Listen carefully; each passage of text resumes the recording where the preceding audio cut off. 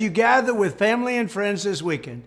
Everything is more expensive, a lot more expensive actually, because of Joe Biden's reckless policies that have caused soaring energy costs and currency inflation like our country hasn't seen for over 50 years. This Memorial Day, gas prices are up 48% since Joe took office. That's right, 48%. Food prices are up 18%. Airline prices are up 41%. Taxes are higher than ever. Interest rates for mortgages and car loans have put the American dream out of reach for countless millions of families. Meanwhile, in the Joe Biden economy, real wages are down 25 months in a row. Nobody's ever seen anything like it. In fact, it's the longest streak on record. The typical American family this Memorial Day weekend has lost an average of nearly $7,000 a year in purchasing power because of Joe Biden's failed presidency. You could take the worst 5 presidents in history, and they haven't done the damage that Joe Biden has done. Just add them up. But help is on the way. On day one, I will begin to reverse the disastrous effects of Biden's inflation and rebuild the greatest economy in the history of the world, which is what we had.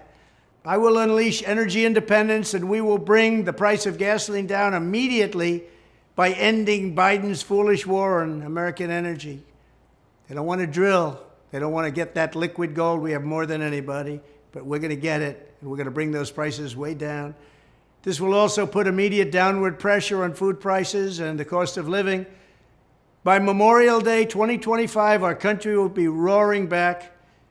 We'll be well on our way to greatness like our country has never seen before. We were doing it, and then it got stopped by some horrible policies. We had horrible, horrible policies. They all happened so quickly. Not only will we be energy independent, but we will soon be energy dominant. We'll be making so much money, so much, that we'll be reducing debt and lowering your taxes. We're doing so many different things. Our country will be great again. I promise. Thank you very much.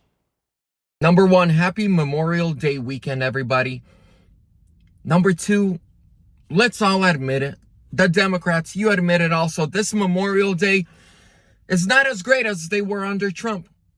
When we weren't under threat of nuclear war, we weren't under threat of World War III, we weren't sending all our money overseas, inflation was practically zero, wages were up, economy was great, everything was cheap. But now, in just 2 short years, it's one of those let's go Brandon days.